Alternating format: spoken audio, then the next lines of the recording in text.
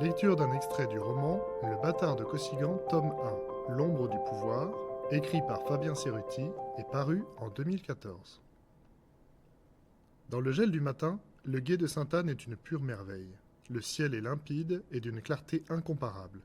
L'eau de la rivière Arnance scintille comme de l'or, et les arbres, comme les rochers, sont illuminés par les rayons glacés du soleil de l'aurore.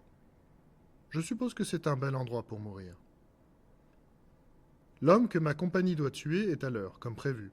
À l'image de tous les êtres vivants de ce monde, il file à vive allure vers le lieu où l'attend son destin. Et il a beau avoir du sang des peuples anciens dans les veines, il a beau être rapide, puissant et sûr de lui, son arrogance le pousse à commettre dès le début une grave erreur de jugement. Il a esquivé facilement les flèches mal taillées que 3 de mes hommes ont tirées sur lui par l'arrière. Il est donc convaincu que le danger vient de cette direction. Il se trompe. Il traverse le gué de l'Arnance au triple galop, tout en s'entaillant légèrement les veines afin de tisser un sort de protection sur ses arrières. On aperçoit bien son visage à présent, et on voit ses longs cheveux finement nattés voler dans le vent et dégager clairement ses oreilles élancées. Envoyer un elfe a été une sage précaution de leur part, mais si tout se déroule selon ce que j'ai prévu, cela ne sera pas suffisant. Le destin est rarement en retard au rendez-vous que je lui fixe, et les répits qu'il accorde sont toujours de courte durée. J'ai choisi comme point d'observation un petit promontoire, à peine 4 ou 5 toises au-dessus de l'endroit où, en toute logique, le cavalier elfique devrait bientôt trouver la mort. 3 autres des miens l'attendent en contrebas, au détour du chemin. Ils se tiennent prêts à relever d'un coup sec et brutal la corde dissimulée et attachée au vieux chêne qui leur fait face, à 1 coudée et demie du sol, pour faire s'effondrer sans crier gare et la monture et le cavalier.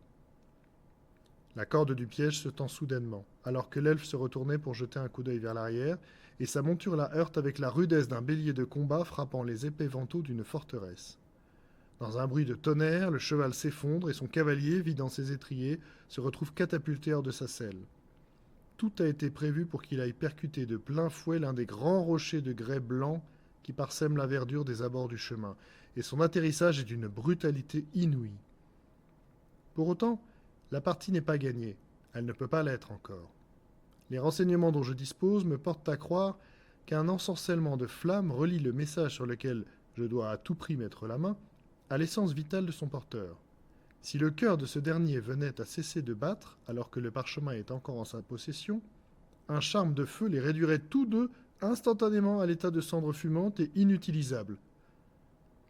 Il est évidemment hors de question que cela arrive. D'après mes prévisions, le choc et la brutalité douloureuse de la chute auraient dû avoir raison de la conscience de l'elfe. Malheureusement, ce n'est pas le cas. Tout ensanglanté, il bouge encore, s'agrippe à la pierre et commence même à se remettre debout. Voilà qui est à la fois impressionnant et particulièrement ennuyeux. On vous attend nombreux au Festival des Oniriques du 22 au 23 mars 2025. Explorez l'imaginaire et soyez curieux.